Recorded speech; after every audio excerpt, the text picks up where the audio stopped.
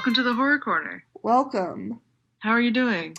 I am waiting to hear back about a job that I did 2 interviews for that the people told me that I would hear about whether or not I got it this week. So I should be hearing it today. So my entire day is devoting to distracting myself and also checking my Gmail every 5 minutes. But I mean, other than that, it's pretty normal. Yeah. Yeah, I mean, if you don't hear back, do you call them? Do I you email them? What do you I do? I guess so.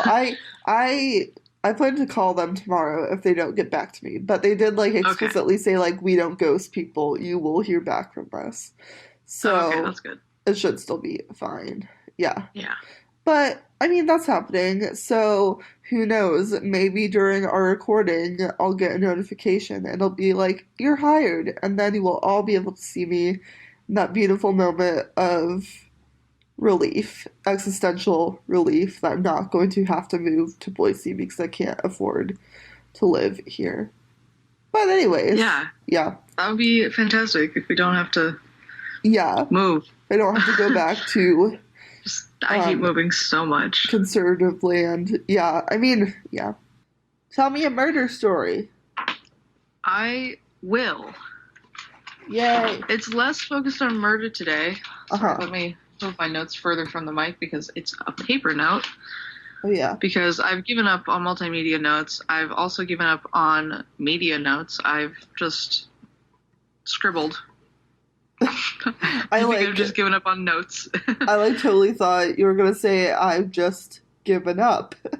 Not on. Yes, Yeah. that as well. I mean, yeah. In some aspects of my life, I have given up. Okay. Rip. Sorry. All right. Today we're going to be talking about Bonnie Elizabeth Parker. I've heard of her. Really? I think so. I hope so. Well, maybe it's because I've heard of the name Elizabeth because that's my name. But Oh, maybe. oh my god. Okay. Well, I tell me. think you'll know who she is by the Okay. end of the story. Cool. You'll be very familiar. Nice. I'm And not excited. because I've told the story, but Oh, okay. Because Um, yeah. okay. So, Bonnie Elizabeth Parker was born on October 1st, 1910 in Rowena, Texas. I want to read it Rowena, but I heard a bunch of pronunciations. Rowena. Rowena. It makes no Okay. sense to me, How is it but spelled? I guess they're in Texas. Texas doesn't make sense. And we should ask Hollis. Hollis is from Texas. That is true. Yeah. Anyway, she's the second of 3 kids, and her father died when she was 4, and then her mother moved their family back to her parents' home in Cement City. Okay. Cement City is an industrial suburb of West Dallas. Mhm. Is it like Dallas that's the cool part of Texas, or is it Austin? Isn't there a better part of I've heard Texas? Austin. Okay. Okay. So they moved to a suburb right outside the not cool part of Texas. Got it. Oh wait. I mean, I don't know if it's also a not cool, but I don't know. Yeah. But her mom worked there as a seamstress while they were living there. Mhm. But it's kind of the Great Depression Okay. around this time. It's kind of the Great Depression, so Yeah, they're kind of entering because it's 1914, 1915, right? So oh wait, they're sorry. not I quite thought there. you said that it was 1930. No, 1910 is when she was born. Oh, okay. So it's 1915, right? Gotcha. So they're on their way to the Great Depression. They're Not quite still there. it might not be the Depression yet, but they're still super poor at the time. Her Yeah. family did not have a lot of money. They lived on the edges of the city and just industrial suburb, right? Where Yeah. there's a lot of factory workers. Yeah, and that's also So- right before World War One. So Exactly. yeah.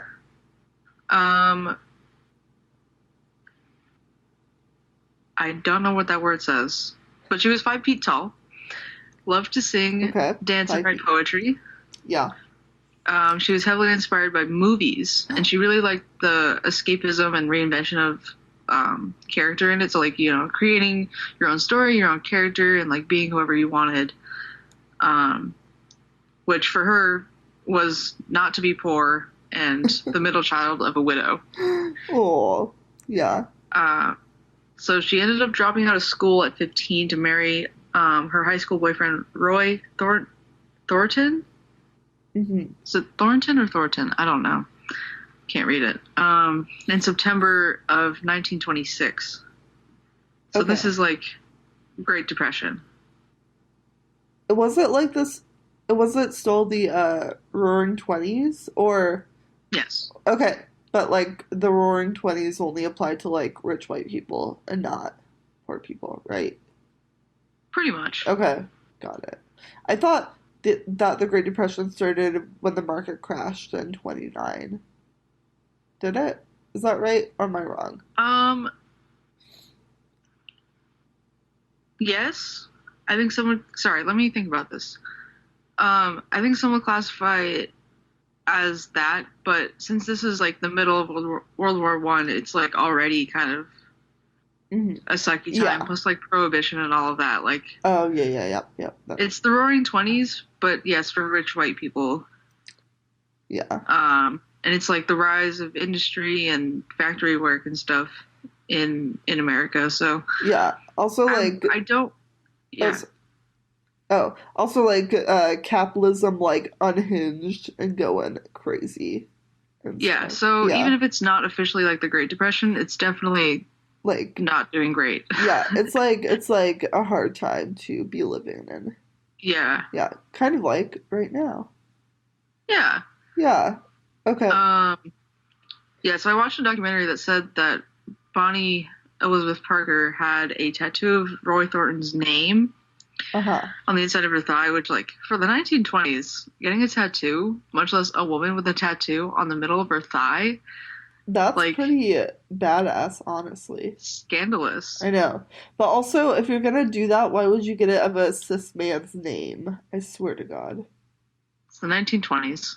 I know, but it just doesn't make sense in any era to me. Yeah. Obviously, because Well, then you would be her mother, because her mother did not like the marriage nor the tattoo. oh, I was thinking more like get like a quote from a feminist author or write your a lesbian lover's name on your thigh. Just like anything except the cis man's name. So I guess I'm not quite like I'm like her cool gay aunt maybe. Can we say that? Sure. Okay. Sorry. Go on. No, it's okay. Yeah, so Bonnie Elizabeth Parker thinks that things are going really well with Roy. She thinks that she's going to get kind of like a fairy tale ending, sort of. Just basically live with Roy and be happy for the rest of her life. Like, Mhm. Roy seems to be it for her at this time. Okay. But Roy starts to leave her without explanation. Like the first couple of times he like leaves and comes back and like won't give her any sort of excuse, or when she asks him like where did you go, he like ignores her or beats her and like refuses to answer her questions. Yikes. So the third time he left, he never came back. R.I.P. Roy. Yeah. Yikes. Yeah, so I also read somewhere that she never took off her wedding ring. Okay. And I don't know what that means, like if she was still in love with him or Still what. hoping he would But come back or something. Yeah. no. What? Oh, I thought you were asking if he came back. No, Oh, he didn't no. come back. Yeah. Let's see here. Where do we want to go next? We want to go to... Geographically, I don't know where we're going. But time-wise, I know where we're going. We're going to January 5th, 1930. Okay. Bonnie Elizabeth Parker met a man she would ultimately fall in love with and spend the rest of her days with. A man named Clyde Barrow. Nice. I love Bonnie a was good 19. Clyde, honestly. Yeah, I love that name so much. Bonnie was 19 and Clyde was 20. Okay. Sounds like surprisingly appropriate for that Yeah. time. Yeah. Cool. Yeah, he was about 5'6" so they're both kind of short, which is Oh, honestly like relatable. yeah. He had a nice car, which she liked. She liked nice Nice. cars and bad boys. Also Uh, super relatable for me. I haven't, yes. yeah, my big car, my big bad boy. Oh yeah. I I I don't have either of those. But Oh. okay. um. Speaking of which, yesterday I was at the doctor Hmm. and she was like, "Oh, we really recommend you getting vitamin D. It's like over the counter, like because people in Seattle never see the sun. Yeah. Like, we really recommend vitamin D supplements." And I was like, "Okay." Uh-huh. So I was writing it down. I was like, "Oh, vitamin D. My phone's name is Vitamin D," and she just kind of looked at me like, Wait, "What?" your I whose was like, name is Simon "D D? for dogs. D for dogs. D for Oh, dogs." D- oh my gosh, I love it. And I was like, "Oh no, I made a mistake." Is that a meme or is that Cody inspired? Cody alone Vitamin inspired D? as dogs, vitamin dogs. Oh, that's me. Okay, Just trying to cover my tracks. okay, But gotcha. also, my phone is actually vitamin D for dogs. Cool. Because most people just assume the other thing, and I'm like, no, no, no, no, D for dogs. D for dogs. Oh my And gosh. I'm completely serious about it. Yeah, All right. we love that. So, I don't have a bad boy or a nice car in my life, but I want a bad boy in my life. God. Bonnie has one, and Well, he was okay. arrested for car thieving and put in prison not long after they met. Okay, maybe I don't want that bad boy.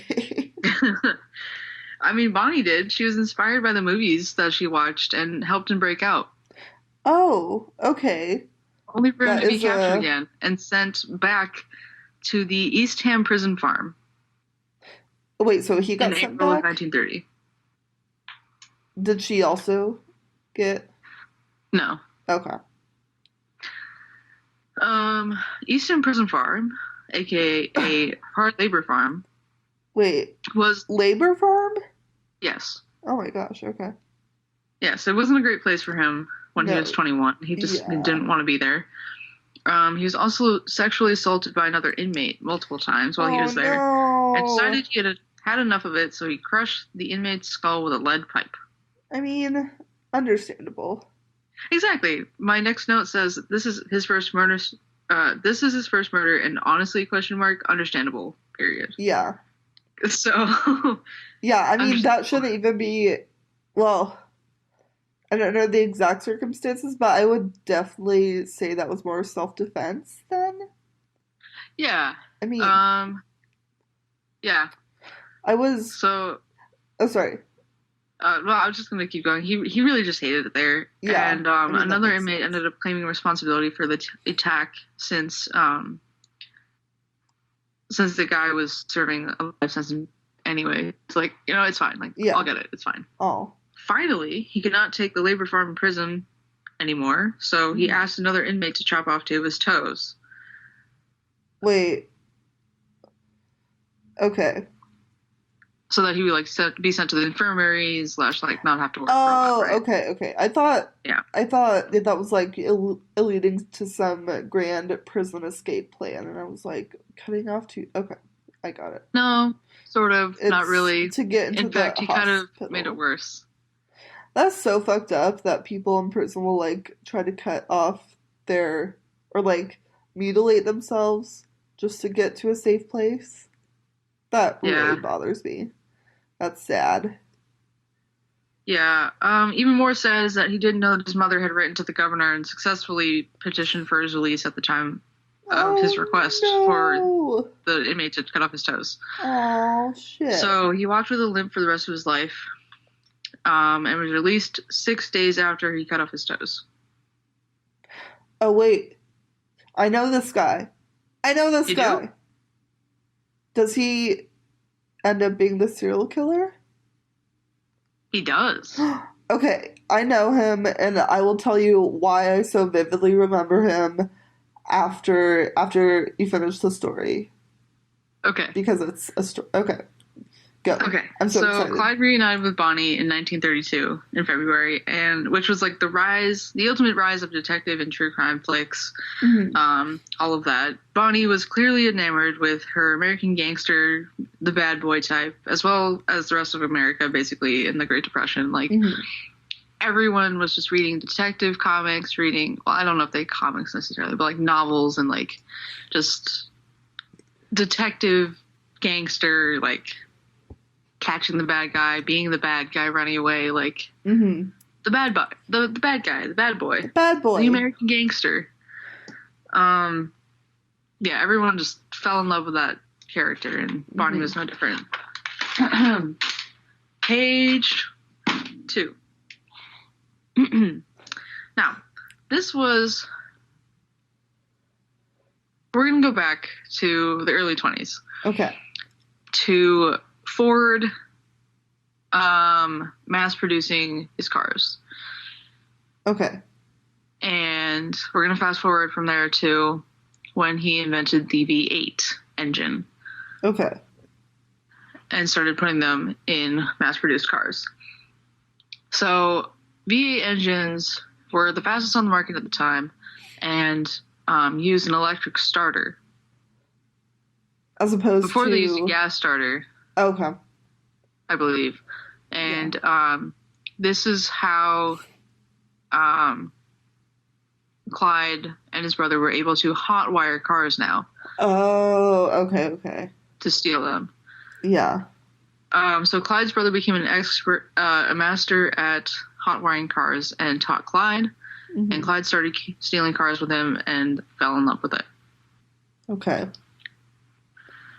I don't have a year for this, but at some point, Clyde and his friend Ralph Foltz hatched a plan to raid the labor farm that he was imprisoned in. But Bonnie and Ralph were arrested in a failed hardware store robbery while they were trying to obtain guns. Wait, Bonnie was released a few months later, and Ralph was never released. I think he tried to like get out a couple of times, but they were like, sorry, you can't leave. Yeah. Okay, I have 1, 2, 3, 4 dates for you. Okay. April 30th, 1932. Clyde killed the owner of a store that they were robbing in Hillsboro, Texas. He was a getaway driver, and he was identified by the butcher's wife. It was a butcher. Okay. Butchery? That's what it's called. Oh, wait, so he butchered a butcher? So Clyde killed the butcher, who was the owner of the store. Got it. And then the butcher's wife identified Clyde in a police photo as one of the shooters, even though he stayed in the car. Mm-hmm. So kind of difficult to see, but she still recognized him. Yeah. Second date. On April... Nope, that's not April. That's August. It's birth control day, according to my phone. On August 5th, 1932, Clyde and a couple of friends were drinking in Stringtown, Oklahoma, when a sheriff and his deputy approached them. Clyde and company, sorry, that's what my notes say, shot them and killed the deputy, but only wounded the sheriff. On December 24th, 1932, they murdered Doyle Johnson while stealing his car in Temple, Texas. On January 6th, 1933, they murdered Deputy Sheriff of Tarrant County when they accidentally tripped a police trap set for a different criminal that they were trying to catch. Wait, okay, so they just got lucky. Yeah, so the police were trying to catch a criminal. But then Clyde's gang accidentally fell into the trap, and then Clyde's gang was like, "Aw, shit." So they ended up killing the deputy sheriff. Oh, no. Yes. Okay. Now, we're moving on to April of 1933.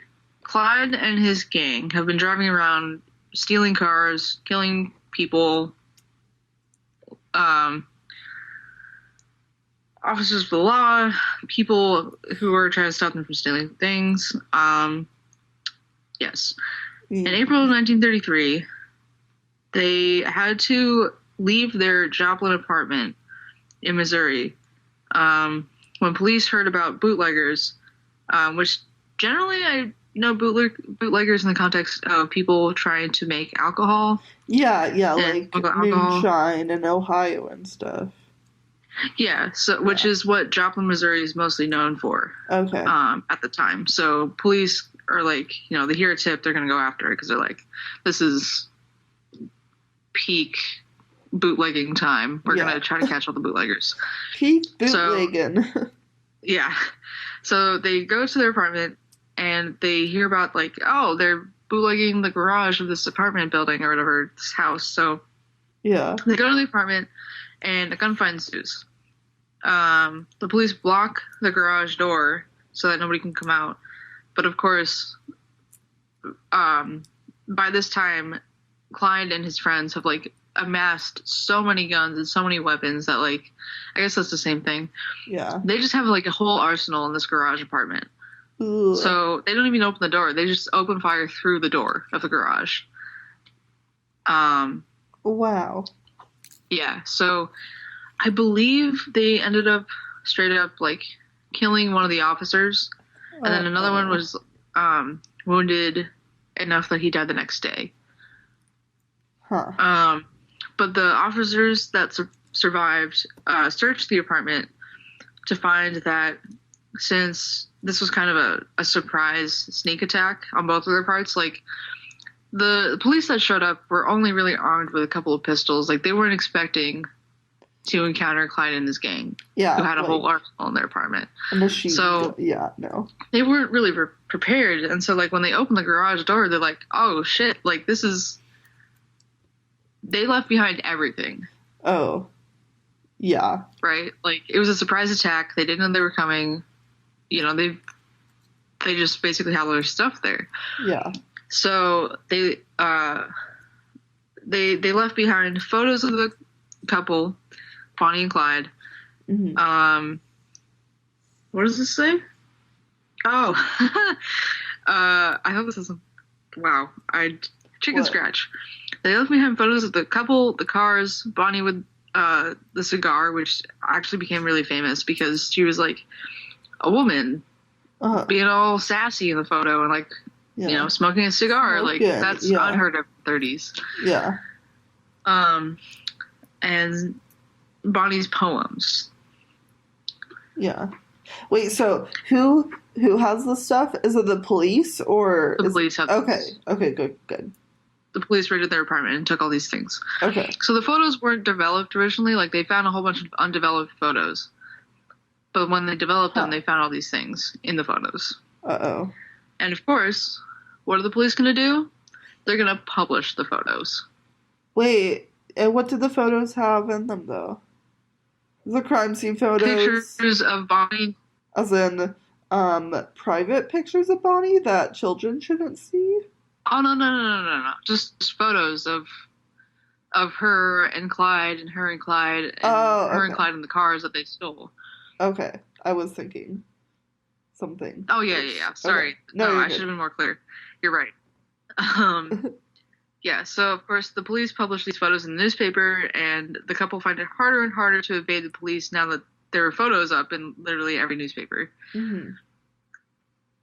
So, up to this point, they had made it like a mission to steal the fastest cars, the fastest, like, the newest models, because, like, obviously, if they can sell them, it makes them the most money. Yeah. And, of course, if they're fast, the police can't catch them. Yeah. So, basically, they just had to keep driving and driving and driving at this point because they had to evade the police. Uh-huh. And since pictures were everywhere, like, people started to recognize them. People started to, like, basically call the police whenever they were in town trying to gather supplies. Hmm. Yeah.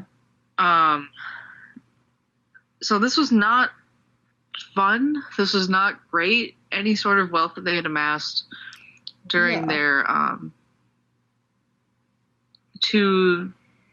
two-ish year run Uh-huh. didn't last them very long. And on June 10th, 1933, they were speeding along, and Clyde didn't notice a sign for a road detour. And so he drives onto an old bridge that's under construction. Oh no. The car flips and catches fire, and Bonnie Oh suffers boy. from severe burns, but they have to keep moving. Oh my God. Yeah. Wait, so are they still moving in the car or on foot? They just have to pick her up and keep running. Oh my God. Like at Yeah. this point, just, oh boy, okay. Yeah. So they really weren't sure if she was going to survive. Yeah. Like literally, there's reports that you could see down to the bone. Yeah. Oh wait, I thought you meant that Clyde like picked her up and like kept running. Yeah. Oh wait, okay. Yeah. And then how did the police get them? We're not there yet. Oh, okay. Calm down. Okay, sorry. I thought okay. Keep going. No. They're literally running in the middle of the night. Like Bonnie's on fire. Oh my God. Yeah, I mean they're just kind of like fuck, we gotta go. Like Yeah. Bonnie's on fire. Her leg is like basically gone, and the Oh police boy. are still coming after us. How are we gonna like get you medical attention and also evade the police? Yeah. Yikes. This is where my notes actually end. Okay. Because I got really stuck watching a documentary about this, which Okay. I also didn't finish, so I don't know even what I was trying to do. I'm just gonna quickly scan this and double check that I'm not gonna talk out of my ass, which is not the first time I'm gonna do that in the middle of an episode. Anyways, I think the main point here is that they're trying to get bandages for her and like try to make sure that she survives this severe burn. Mhm. So they have to stop in town at some point. Mhm. It doesn't specifically say that it led to their direct arrest, but it's like they're recognized, someone else is caught and confesses, Mhm. and that leads to a warrant out for their arrest. Okay. Yeah. And then like everyone already knows them at that point, so it probably takes like no time. After other photos are published in the newspapers, and after one of the people in the gang ends up getting captured and confesses, Mhm. there's a warrant out for their arrest, and the police are just chasing them across the country, essentially. Like, they go through Texas, Oklahoma, Indiana, New Mexico, Minnesota, Arkansas, and Iowa. Like, My they're God. everywhere. They're Yeah. just trying to go wherever they can without getting caught. Yeah. Is And, it like a high-speed car chase the whole time, or? I think here and there, Okay. you know, like, the police don't have top-of-the-line V8 Fords, you know. Yeah. Yeah. They Oh, yeah, can't because mass produce Yeah. that for the police. Mhm. Um, It's like the 30s still, so. yeah, so they end up setting a trap for them, and at about 9 a.m. on May 23rd of 1934, is that the police? I don't understand. What is a posse? A posse. What is a posse? Yeah, it's a posse of officers. I don't know where they use that word. It doesn't make any sense to me to use posse in the context of police. Sorry, let me fix something. Yes, at about 9 a.m. on May 23rd, 1934, a posse of police hid in the bushes That's so much. and waited for Clyde's stolen Ford V8 to show up. Oh, God. Yeah. They planted someone before, like earlier in the morning, to stop along the same highway to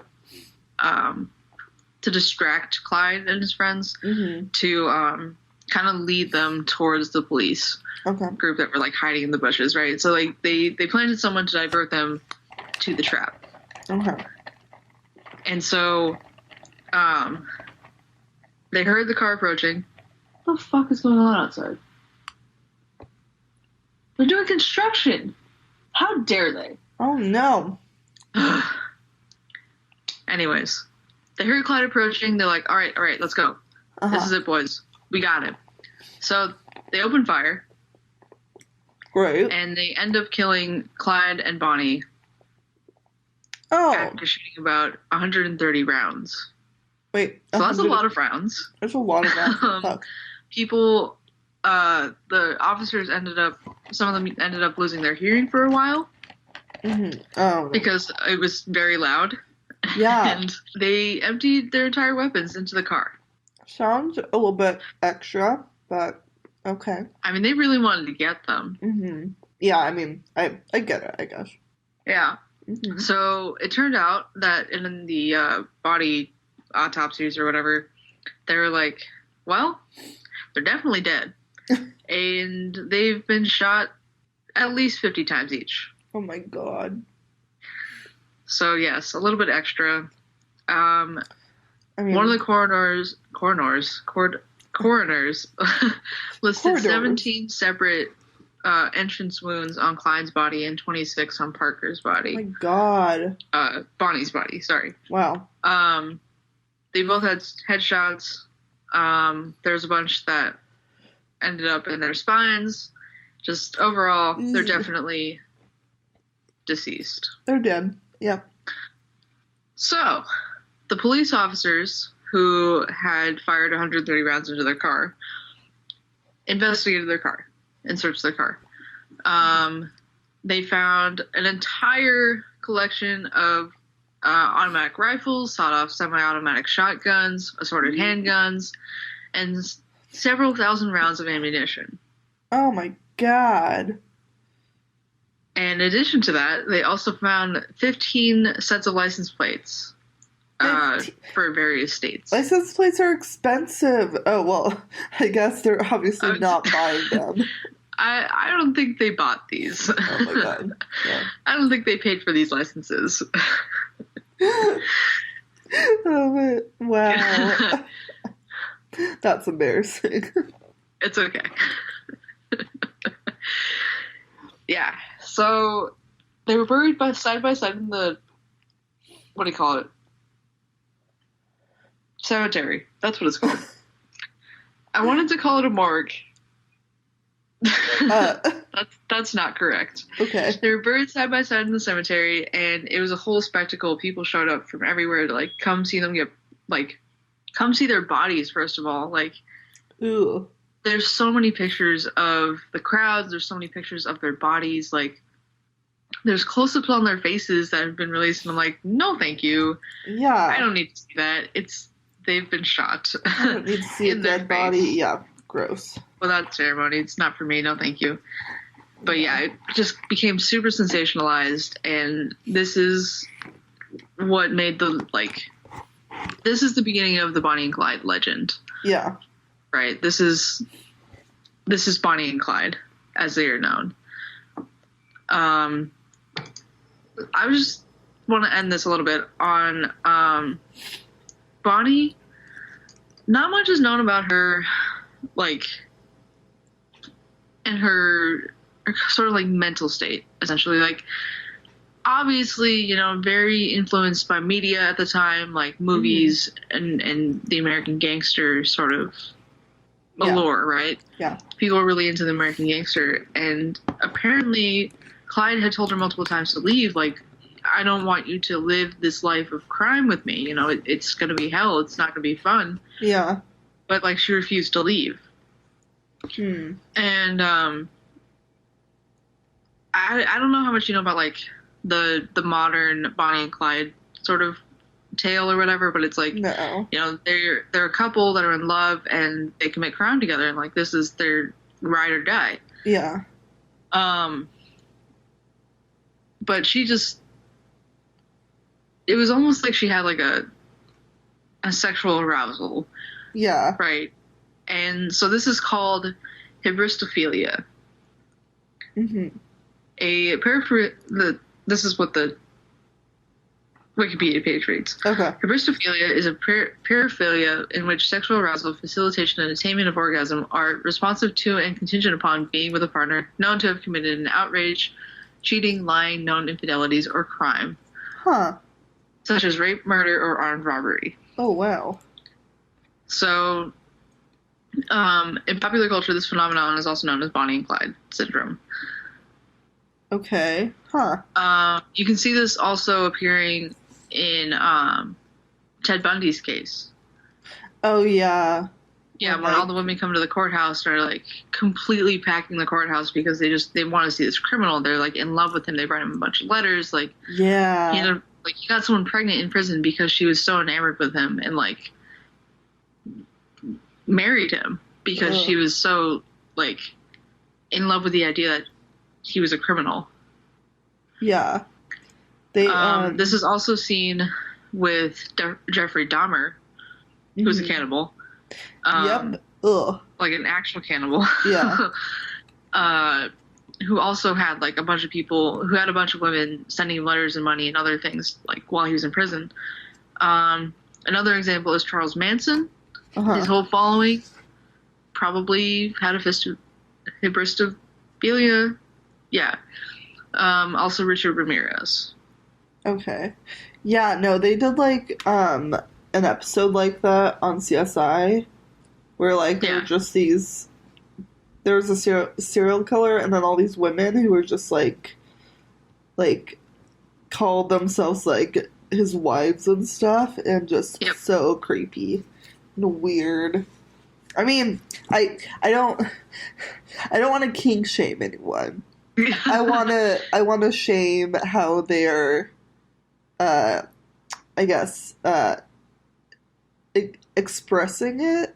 Like, it's one thing to, like, want to have a fantasy about, like, your partner being a criminal or something, but then it's another thing to, like, I don't know. Actually act on it. Actually act on it and go out and, like, I don't know, like, if I were the mom of, like, someone who got murdered and then there were people who were, like, in love with the murderer, that would just be, so bad. Yeah. Yeah, I'm really just like I don't want to kink shame people, but also like when it's harming other people, that's no longer okay. Yeah. And like also harming yourself too, because like those like fans aren't safe, really. It feels like. Yeah. Like I mean Ted Bundy specifically like he lured people in, right? Yeah. That was his whole thing. Like he was attractive, whether or not people knew he was a criminal. Yeah. But like that's what got them in trouble, and like that's what got them hurt. Yeah. Yeah. There's a lot more information about Clyde's life, just because his family is a little bit bigger, more well known, and they ended up being interviewed and like charged with aiding and abetting criminals, right? Yeah. Because throughout this entire time, they're running from the police, but they're also going back and hanging out with their family. Oh, wait, but then how did their families not know if everyone else knows? Their families knew. Oh. They were just like, oh yeah, I got a big pot of beans that I gotta get rid of. Like, let's have a picnic. Oh my god. Like Clyde would leave them a note somewhere and they'd be like, all right, fam, let's go. Let's go to the park. Let's meet up with Clyde. Wow. Get those beans out of the house. But it was like code for we're going to meet with Clyde. Oh my god. Yeah.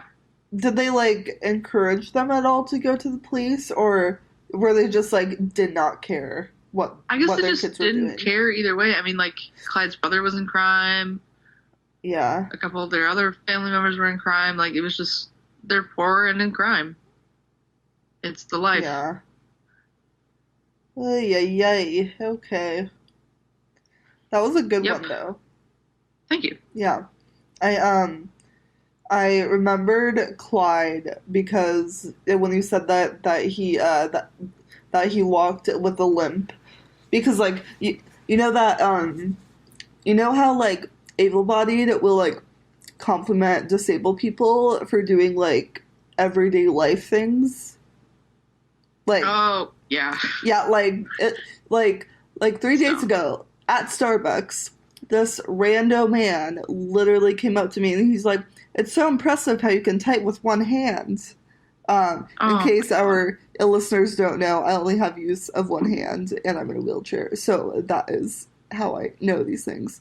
But yeah, he was like, I can't even type with two hands and you're typing with one, and I'm like, all right, well, sounds like a personal problem. Sorry. Like, didn't actually say that. I'm just like, Okay. excuse me, and then like listen to him explain. I'm like, okay, Uh, great, Bye. bye. Please leave me alone. Wow. Um, yeah, but like, I'm sorry. yeah, it's fine. It happens often. But yeah, so like that kind of sentiment, but applied to Clyde, like, oh my gosh, this man is limping, but he still gets up every day to follow his life's work of murdering people. Isn't that just so inspiring? Well, what about Bonnie? Her fucking right leg was completely burned all the way through. Like, come on. Oh yeah. People can do things. Yeah, I know. I'm just like expecting someday someone to like exalt a serial killer for being able to be a serial killer even though they were disabled. And I'm just Ugh. like waiting for that day Any so war much. criminal, TBH. Yeah, to like make it into a War criminal satire. who's an amputee. Wait, what? Oh wow, look at him committing crimes even though he's half an arm. Like, Yeah. fuck you. Sorry. We can do anything we set our minds to, but not the things. People need to stop. I know. Yeah. Okay, quick commercial break. I have to get some water. Okay, I should probably get water too. Okay, we'll be back. Okay. Okay, so we're going to be talking about the Bell Witch today. Ooh, okay. Do you like this one? Do you know her? Have you seen her? Have you been to a Tennessee cornfield and spotted her there between the? I don't think I have. Okay. I've Well, never been to that part of the country. yeah, I've never been to the East Coast, and I've never been to the South really. So, Hmm. I did go to Florida on a Disney cruise, but I was like a baby. Hold on. What? When we have a second, you're going to tell me about that Disney cruise. Okay, I will. I have so many questions. I was like 7, but I'll try to recall. That's okay. Okay. Okay. All right. Spooky things. So, Yes. The Bell Witch is a very extensive story with a lot of lore and such, as I'm sure you know. I kept catching myself saying the Blair Witch instead of the Bell Witch because there's that. I think that's what it is. Thank you. Okay. Yeah. There's that TV show called The Blair Witch. Is it The Blair Witch Trials? There's a movie series called The Blair Witch Project. Oh yeah. Yep. The Blair Witch Project. Yeah. Cool. Yeah. So the haunting is said to revolve around the Bell family. Who would have thought? And the Bells were a family that moved from North Carolina to the now Adams, Tennessee, near the Red River, in the late 1800s. I forget the date because I didn't put it, but and let's just say like when slavery was still going on because that will become a thing. Or I guess I shouldn't say still going on like it's not going on today. Still legal. But so the Bells purchased a large house in what amounted to be about like 328 acres for farmland. So like they had like this pretty big estate for back then. And the story is said to have begun when, oh my god, I'm sorry, I called the father John Bell Daddy John Bell in my notes. Okay, so the story is said to have Daddy John Bell. Yeah, the story is said to have begun when Daddy John Bell inspected his cornfield. I love it. His cornfield. Just go with it. I love it. In 1817. Whoa, that's not late 1800s. Okay, well, 1817 is our ballpark range for everything happening. Okay. And he saw an odd creature. Some say that he saw a dog, while others say it was a dog. No, it was a creature with the body of a dog and with the head of a rabbit. But either way, so the chupacabra. Oh yeah. Got it. Sounds about right. Either way, he eventually shot. No, he shot at it and it eventually disappeared. I guess. Huh. But of course, like it didn't actually go anywhere because that's the fucking Bell Witch. Um, so then Daddy John Wait, Bell. what? What? Oh, This witch is a dog rat figure? yes. They're well, she's like I thought it was humanoid. yeah, she can shapeshift, so that's what's I have going so on. many questions. Keep going. Yeah, okay. Well, Daddy Bell's son, Drew, saw a huge unidentified bird perched on the fence that flew off. So that's another weird animal sighting that Yeah. will later tie into the, I don't know, shapeshifting.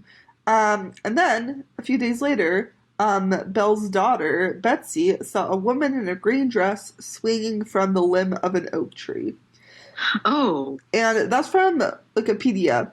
They don't say whether or not she's swinging, like, with her hands intentionally or, like, swinging from a rope or, like, a Yeah, like I'm monkey, imagining or... she's hung herself and she's swinging from a noose. Yeah, I know. They, like, don't clarify, but... Yeah, so Okay. she's doing some sort of swinging. And yeah, and then like they never Did she actually like transform into Zaboomafoo? what? Did she transform into Zaboomafoo? Sabumafu. Did you never watch Zaboomafoo? No. Oh my god. Is that like the witch that turns to fire in the sun? No. Okay. Zaboomafoo is a lemur. Oh, wow. We can talk about Zaboomafoo later. Okay, yeah. Please keep going. Okay, I will. I'm so ready to tell you about Zaboomafoo. Okay. I'm ready to listen. Yeah, and then so another account of weird animals being around is from Dean, who the Bells enslaved to work on their farm because it's Tennessee in 1820. And Cool. and yeah, we know what kind of people the Bells are, so just keep that in mind. Okay. But like Dean said that he was constantly followed by a large black dog every time he went to visit his wife at night. So that's great. Wait, his wife was dead? No, I think his wife lived across the farm probably, or like across the plantation. Okay. So then he had to. Not gonna judge. That's fine. Whatever. Yeah. I mean, I think they were probably segregated by sexes. Do you think? Fascinating. Yeah. All right. I mean, I'm just guessing, but yeah. It's the 1800s. I don't know what's happening. I know. Yeah. We don't know their lives. We can't judge. We can't judge. We can judge the Bells. We can judge, but we can't do anything about it. Yeah. We can judge the slave owners. Let's just do that. The Bells. Yes. So, at that point, everything that strange happening was happening outside, but then it started to come inside. So, Nope. some things that started happening were like knocking on the doors and walls, gnawing on the bedposts, like Ooh. sound of like teeth on your bedpost. Ugh. No, thank you. Yeah. Invisible dogs fighting, chains dragging across the floor. The Wikipedia says that Daddy Bell got paralysis in his mouth at one point. Like, he couldn't move his mouth. Okay. Yeah, sheets were pulled off the children's beds. There was hair pulling, No. scratching, pinching, and sticking with pins. Betsy, Bell's daughter, was, like, the most targeted with all the accounts. Yeah, so that was all happening, and then eventually the Bells reached out to their family friend James Johnston for help. Some people say that his wife was also called, but I don't know. After one night of staying there, though, James experienced the exact same things that they were, and then tells Daddy Bell that it was, quote, a spirit, just like in the Bible, the next morning. What the fuck? Okay. I find that quote very scary. I don't know. Yeah. Like just as it was accounted for in the Bible. I'm like, oh, I don't want to see anything like literally as it is coming out of the Bible. Thank you. Yeah, no, thank you.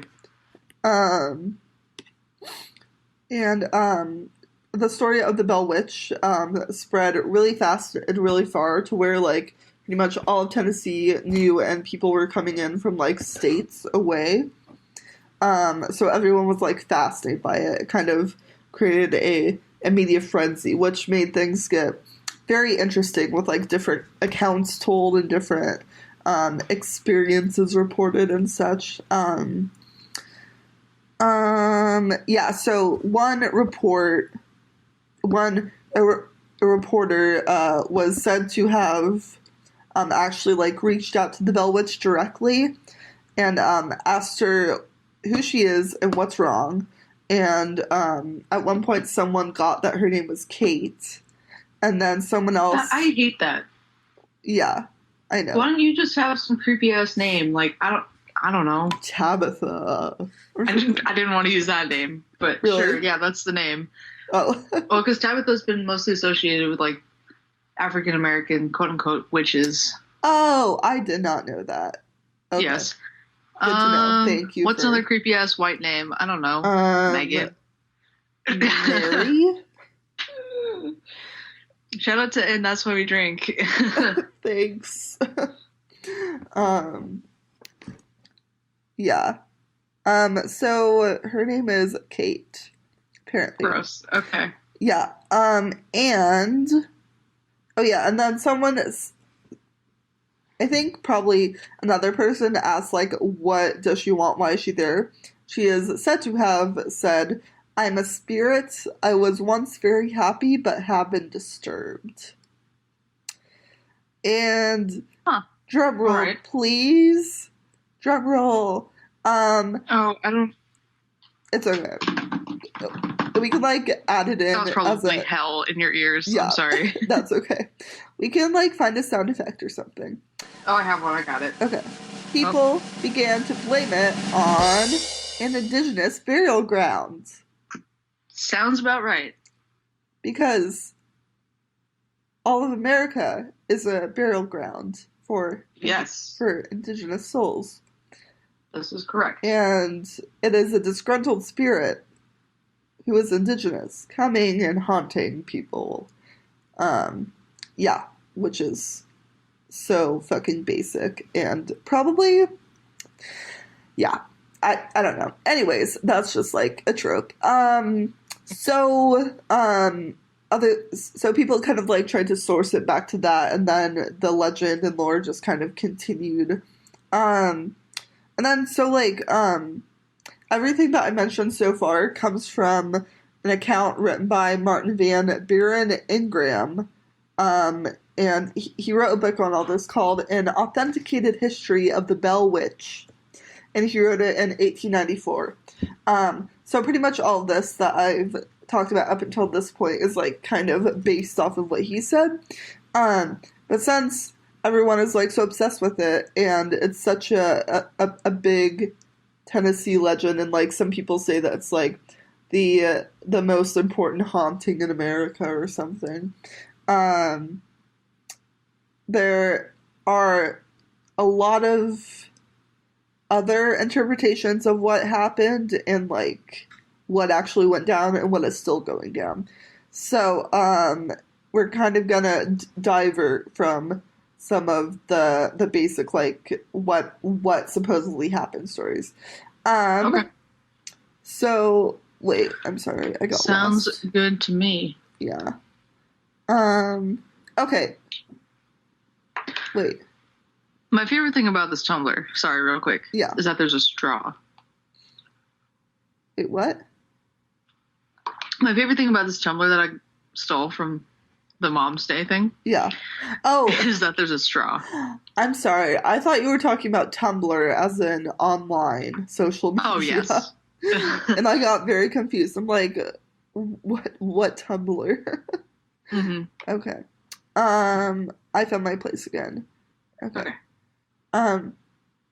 So most of the remainder of the episode I'm sourcing from like um Wikipedia, and then also the bellwitch.org, which is Yeah. really cool. And I didn't have a chance to go through all of it because it's really extensive. But it's like an entire website with actual essays dedicated to the Bell Witch. So, Oh wow. yeah, so I use Wikipedia, that cool website, and then the first 15 minutes of the Ghost Adventures episode that was on it before There's I a got ghost adventure. Oh yeah, yeah. I know, but then I got like too fucking done with it, so I just turned it off and I'm like, okay, I'm Oh. just gonna read. I Ghost Adventures is It's not for everyone. no, no. I mean, it's like I like loved it growing up because it was my main paranormal investigation show that was like on TV regularly, but now it's just like I hate it, but I loved it because it's kind of where I started out my fascination with the whole Mm. thing. Uh-huh.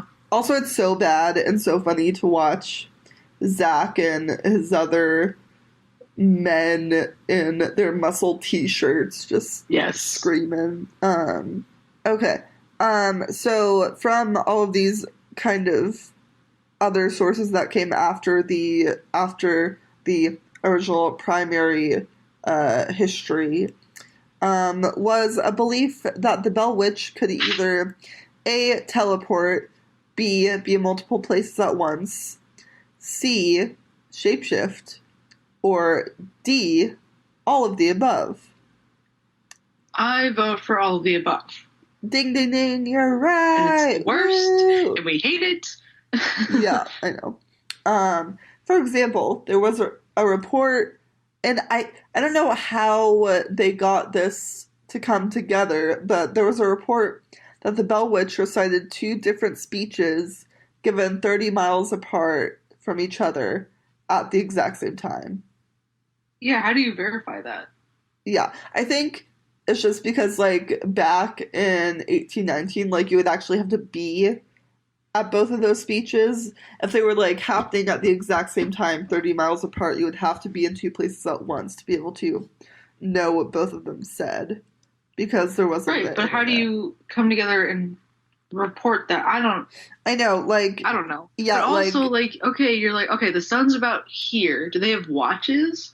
Like, how do they sync their watches in order to say she was here at the same time? yeah. Like, sorry, okay. No, yeah, I think, Skepticism in me is yeah, shining brightly right now I know. because I don't trust the clock. I don't trust people who say things. So you don't trust anyone? Not really. Okay, that makes a lot of sense then. Yes. Okay. Yeah, so I'm not sure if like the Bell Witch like whispered these two speeches into this person's ear or not. I was like, I was in two places at once, but I don't know. Apparently that's something that spooked people out. Can you just imagine someone coming up to me like, hey, I was in two places at once? Like, what is that supposed to mean? Like, Dude, I was on the bus the other day and there was a woman there, um, like elderly woman, and she was like wrapped from head to toe in like cloth, like not like a religious attire, but like kind of just like she was trying to hide and stuff. ah, And okay. she sat down on the bus next to me and she started to tell me about how I need to never go into a hospital because they want to cut off everyone's feet. Oh, that's much more pleasant than the guy I sat next to who wanted to tell me about his sexcapades in California. Ew. Yeah, I was like, hello, my friend's calling me goodbye. Oh my And god. luckily, like, there was a group of friends that got on the bus at the next stop, and they like actually struck up a conversation with him. And I was like, I feel so bad for like not being more polite to him, but also I No. don't. I he don't is want to hear about that is that. Okay? inappropriate of him. Like, I no. just got off of work. It's like 10 p.m. and Yeah. I don't want this. Sorry. Yeah, no. No, yeah. At least the story that the woman was telling me was like kind of interesting, if like wild. But Yeah. I was like, how do you know that Swedish is like stealing people's feet? And she's like, well, I've never seen so many people in all my 65 years who are out and about who don't have feet. And I'm like, Huh. is she, does she mean like amputees or what? I know. Has she like visited the amputee ward recently? Like, Yeah, I don't know. But well, she's definitely been on an adventure. yeah, she did say like they tried to steal my foot because they said that I have an infection in my leg. But I'm like, why do you need to do surgery on my leg and cut it off? You can just give me antibiotics and that will work. So now I'm on the run and I'm like, oh my god, are you real? But I also I felt hope she's bad okay. because I'm like, I, I don't know how to help you. Also, I don't want to just invalidate you, but I also don't want to say like, oh yeah, you should be scared of them. Like, yeah, so. But there's only so much you can do in a 15-minute bus ride to talk Yeah. someone down. So, I don't know. Well, I hope she's doing okay, Yeah, wherever she I do is. too. I hope she's good. Yeah. God bless. Um, I love Seattle buses. All right. yeah. Anyways, okay. Yeah, so the Bell Witch can apparently be in two places at once. And then on Ghost Adventures, they focus on accounts where people have come to visit the farm and the cave, and they have taken something like a rock, and then these people have like fallen on terrible luck, and then they write letters back to the place. Kind of like we talked about in Robert the Doll, where people Yeah, would I was like, just about to say. yeah, it's like kind of like that. Huh. Okay.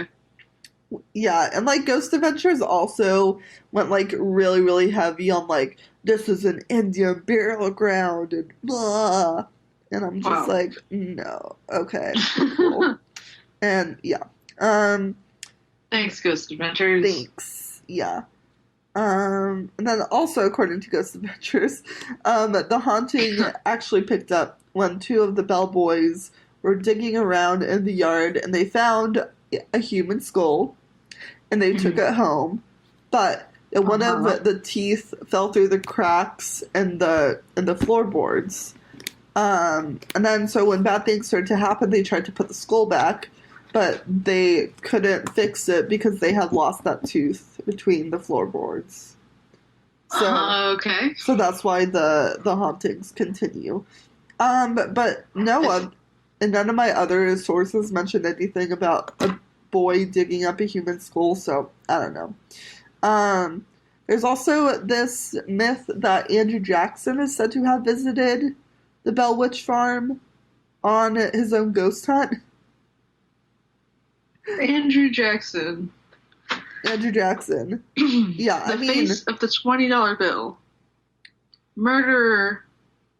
Terrible man. Went on a witch yeah, ghost hunt. he went on a witch hunt, yes, witch hunt, Okay. to a supposed burial ground that he probably created. So, or that maybe he did. I don't know. There's so many Fantastic. people that have perpetuated that and still do. Um, Great. yeah. Well, thankfully, historical records say that he probably didn't actually go because he was in the middle of a presidential campaign. Oh, And well, fine. I know, yeah. So, and they're like, their reasoning for that, they're sure that he did not go because his opponent didn't say anything about him going out on a witch hunt, which would have been a really good jab to have pulled on Andrew Jackson. Yeah, but there's still like this whole like legend about how Andrew Jackson's like bodyguards got attacked and he was like, oh my gosh, this is so funny, and then like got the Bell Witch to like do whatever he wanted, and it was Weird. Hmm. So, getting into Okay. some later accounts, there was this bizarre one in 1890 of a Mr. Holloway who found two unknown women, or who saw two unknown women approach his home on horses. When he walked from the barn to his doorstep to go talk to them, they were gone. A few days later, Mr. Holloway tried to put a sack of corn on his horse's back, but it fell off. And then he tried to put the sack on again, and it fell off again. And it kept falling off until Holloway eventually had to ask for a friend to hold the sack on the horse while he mounted. But then the sack of corn floated off the horse 20 yards until it settled on a fence post. Are you like following? It's like kind of weird. But then when they went to go get Yes. the sack of corn, they heard a voice say, "You won't touch the sack anymore."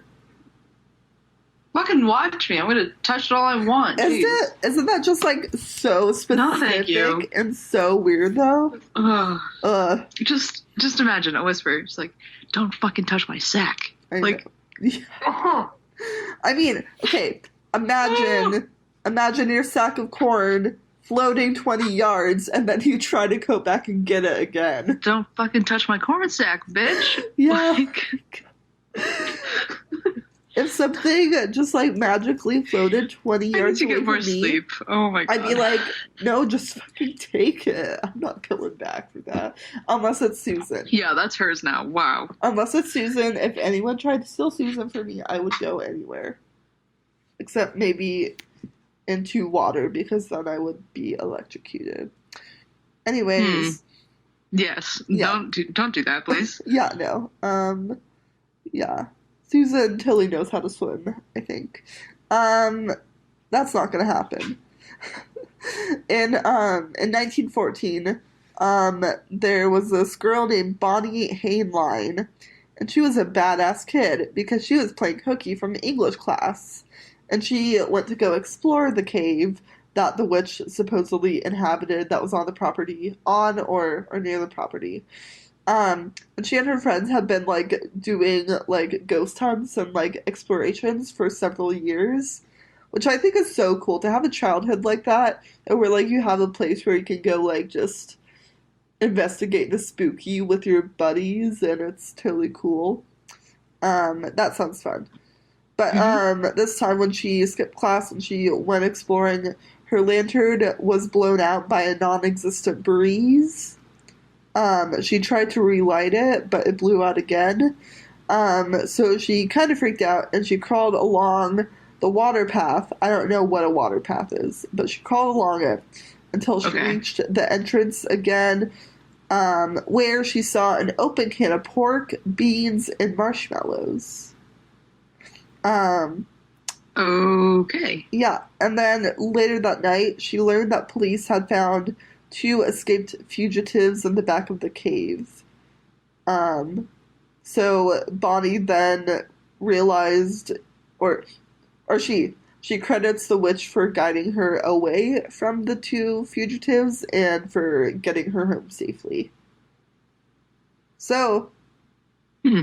it's like A helpful witch? yeah, it's really interesting that like that the witch is made out to be so scary, but she's also like very The one putting your calm. retainer back on your pillow.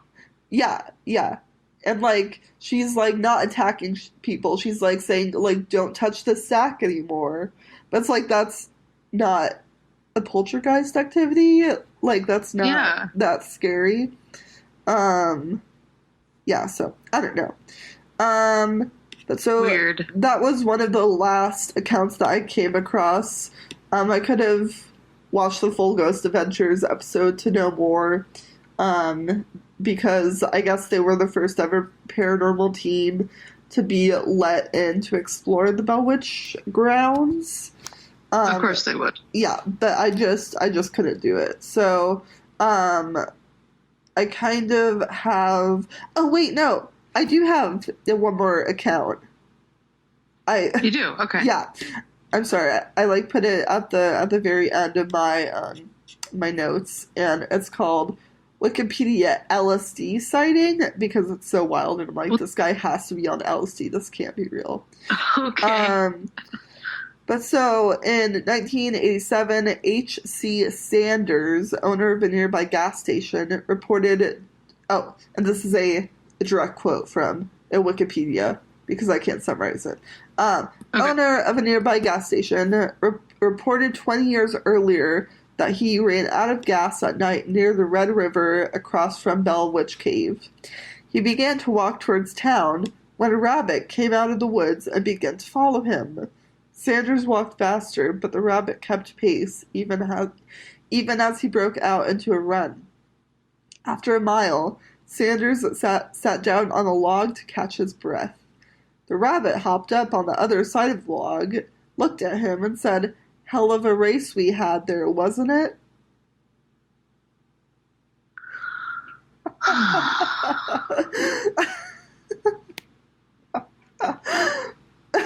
So weird.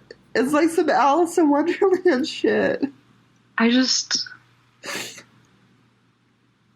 know what to think anymore. Yeah. I don't know what's going on. I don't either. I think what happened is that, like, media hysteria kind of hit in, and then people started making up these crazy-ass stories. I mean, because, like, it does sound, like, credible enough at one point, like, with, like, all of the, like, basic haunting stuff happens. I don't know, it, like, seems to be, like, there's, like, a common thread through all of it. But then, like, a rabbit not being able to outrun a man and then talking to him, it's just kind of That's where it gets a little bit... Yeah. I don't know if I trust that. I know, yeah. I don't know. And then, so, just kind of a basic wrap-up of what the Bell Witch is still pulling on people. Okay. I just have a big list here, and I will read it off to you. Quote, unwavering groans, thuds, thumps, knocking, high-pitched screams, blankets pulled off beds, animal manifestations, voices helping people, voices freaking people out, voices guiding people to find things, and a figure of a woman standing on a cliff top. Cool. Because that was also another story about these bros were out having a bro of a time, and then they looked up and they saw a woman standing on the cliff above them. So yeah, so it sounds like there's a lot of, like, contradicting things going on, and I'm curious, like, I know. Did they ever try to figure out if there's someone else there as well? I know, yeah. Yeah. I feel like it really limits things when people automatically use, like, really old tropes like indigenous burial grounds to, like, put things in a nice little box when it's like, no. And even if it was, it would probably be justified, but also that's just, like, it's just not helpful, I think. Yeah. Yeah. Like, on one hand, it's like, I'm gonna fucking kill you, but also, don't touch that sack, because it's gonna fucking kill you, but also, I'm gonna fucking kill you. Also, don't go down that hallway, because something's gonna get you. Like, yeah. What's the message? Yeah, I know. I think I'm, like, more partial to the idea that she's, like, really nice and trying to help. She's just, like, a witch and a ghost, so anything she does comes across as scary. But she's, like, trying to be gentle. She's not scary. She's just misunderstood. Basically, yeah. The title of the episode. Yeah. Not scary, just misunderstood. Not scary, just misunderstood. Yeah, well, that is the unceremonious end to my story, I guess.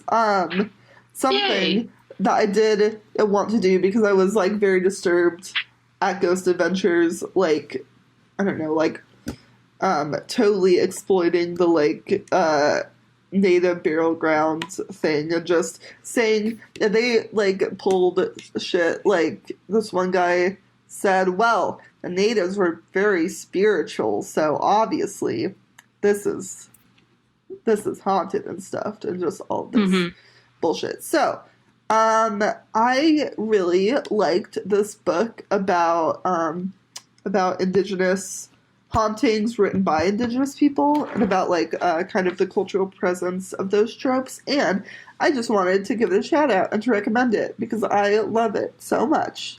And it is called Phantom Past: Indigenous Presence, Native Ghosts in North American Culture and History.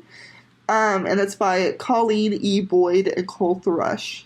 And so, yeah, I just wanted to put that out there in case, you're tired of listening to white people talk about places possibly being haunted because it was a burial ground. Like, go check out what these folks have to say. And it is kind of like theory heavy because it's like mostly about literature, but it's also kind of a history text. But okay. Yeah, but I used it as like one of my main sources in an essay that I wrote about like white supremacy and folklore.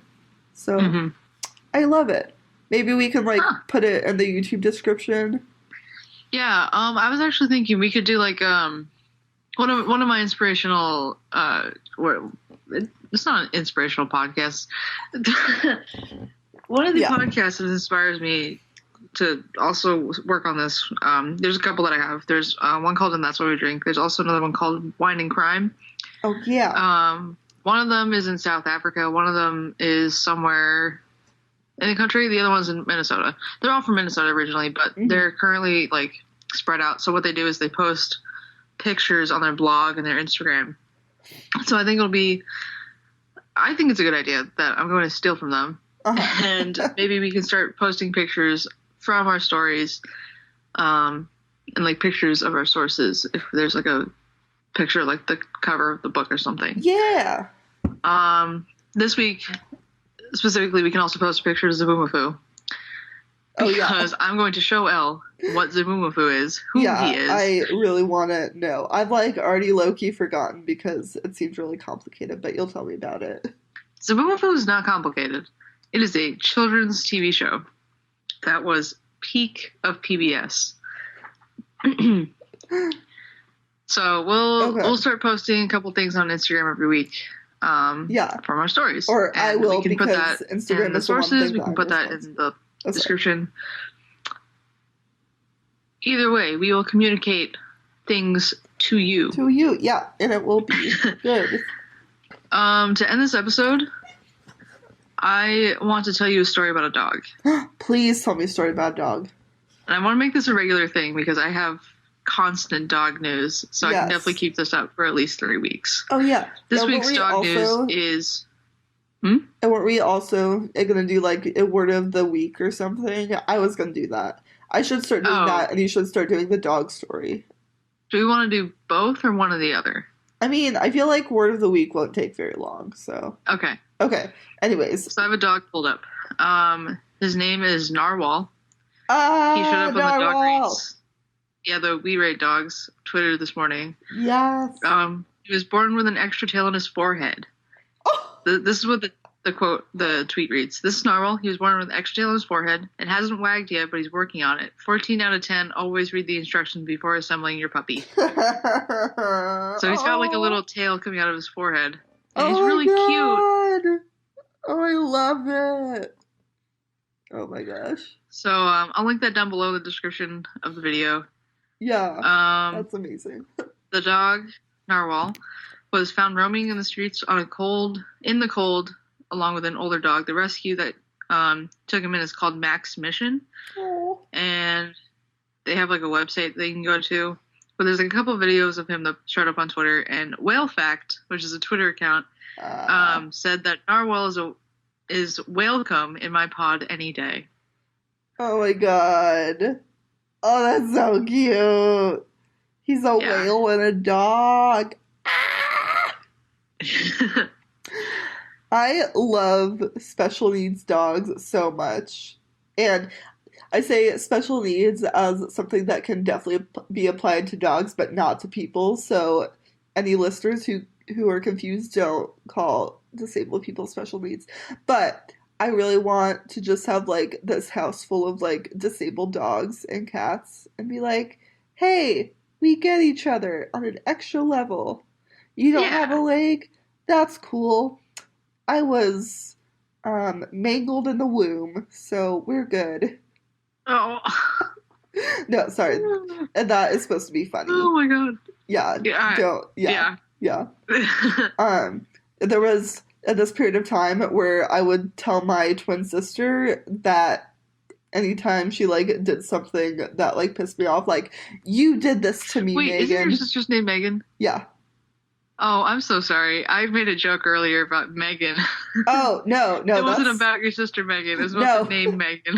That is fine. No, yeah, Oh, wow. I make that joke What for a her. weird twist of events. I Welcome to know. our podcast. Yeah. It's a comedy podcast Yeah. where we don't know what we're doing.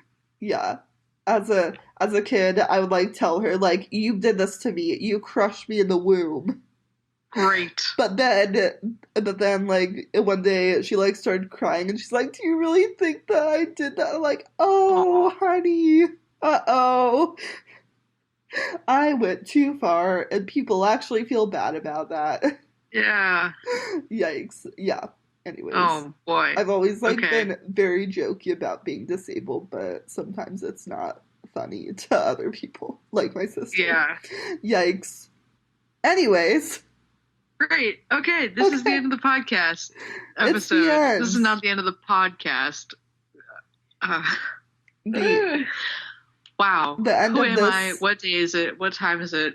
it is Where are we? it is Wednesday at 12:22 p.m. Pacific Standard Time.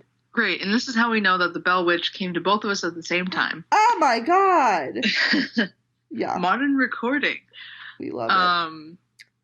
Yeah. So this is And- the end of the podcast episode. If Yep. you'd like to find us other places while we're not recording or / you're not listening to us, you can find us on all of our social media.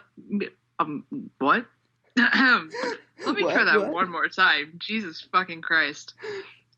You can find us on all our social media at the Horror Corner Podcast. I think there's no the at the beginning. It's just Horror Corner Podcast, except for Twitter, which is Horror Corner Pod, because it's too long. And How we're in dare a they tiny define? little pod, in a little pod of horror. Yes, how dare they define who we are? Yeah. But yeah, you can find us everywhere there. Especially on YouTube, where you should be listening to all of our episodes. I'm getting this on iTunes. That was Yeah. me hitting my knee very hard on my desk.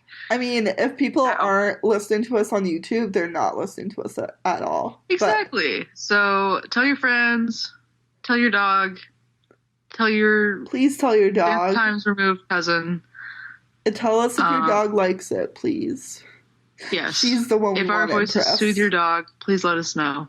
You can send us pictures and videos or audio recordings of your soothed dog to horrorcornerpodcast@gmail.com. And we're going to make a whole other Gmail for non-dog animals. Because Yes. Cody hates animals I don't hate that aren't animals. dogs. I just really like dogs. I know. Vitamin D for dogs. Wink, wink. Jesus. Um, Yes. What else? There's another thing I was supposed to say. Instagram, Twitter, specials. Yeah. Okay. That's the thing. You can find us on Instagram, Twitter. Yes, we said that. And then you can also find us on Patreon at patreon.com/horrorcornerpodcast. This is the longest ass outro I've ever done in my life. If you'd like to hear more of us, it'd be really great if you could support us there directly, and then we can bring you more of these episodes. You could also hear a Halloween special that we did with our friend Hollis a couple weeks back now, because it's November.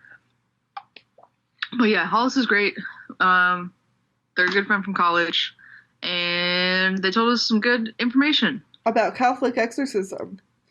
And Yeah. they're super cool. I They're also told my an best exclusive friend. story about my basement, so I'm not going to spoil it any more than that. So go listen to it. go please help us out. And the more you help us out, the more episodes we can produce for you, and the more we can keep hanging out with y'all. Yes. I'm from Texas now. Oh my god. Yes. That bit needs to end. It's over. I'm sorry.